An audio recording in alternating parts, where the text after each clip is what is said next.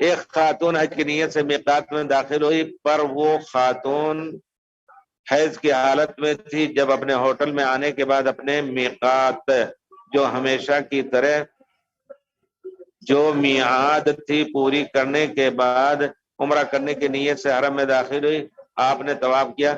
یعنی گویا جب پاک ہو گئی عورت کسی حالت میں بھی میقات پہ آئے تو اس کو غسل کر کے احرام باندھ لینا. اس کی یہ غلطی نہیں کہ ابھی احرام کا کیا فائدہ، نہیں، احرام باندھ لینا ہے اس کو، اور احرام ہی کی حالت میں احرام کی پابندی میں ناخن بال وغیرہ کی حفاظت، خوشبو سے دور، اور میاں بیوی آپس میں دور رہ کر کے اور گزاریں. اس کے بعد جب پاک ہو لیں، اگر حج سے پہلے تو طواف اور صحیح کریں گے، ورنہ اگر پاک نہیں ہوئی تو اسی حالت میں وہ منا عرفات مزدلفہ جائیں گی. تو بھائی کہہ رہے ہیں اپنے ہوٹل میں آنے کے بعد اپنی میعاد جو ہمیشہ کی طرح تھی میعاد ہوتی پوری کرنے کے بعد عمرہ کی نیت سے حرم میں داخل ہوئی.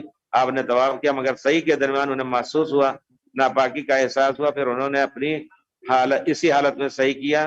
بڑی عقلمند عورت تھی، اللہ ان کو جزائے خیر دے. تو کیا دوبارہ عمرہ کرنا؟ نہیں. آپ یقین جانیں کہ طواف کے لیے طہارت شرط ہے.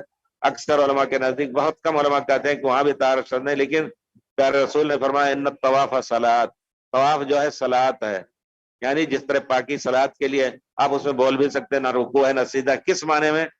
تنقیح البنات جب کریں گے، کس وجہ سے اس کو صلاۃ کہا گیا ہے، تو سب کچھ چھانٹتے چھانٹتے صرف یہی رہ جاتا ہے کہ یہ وضو اس کے لیے شرط ہے. بہرحال تو اور صحیح صفا مروہ کے لیے پاکی شرط نہیں ہے. پورے طور پر واضح طور پر علماء نے اور دوسرے احادیث صحابہ کے اس میں فتوے میں ہے کہ اگر اذا ذهبت الى صفا واحراقت الدم فلتتم، یعنی جاتے ہوئے خون آ گیا، جاتے ہوئے نفاس ہو گیا، تو اسی حالت میں صفا مروہ پورا کر سکتے اپنے کو محفوظ کر کے.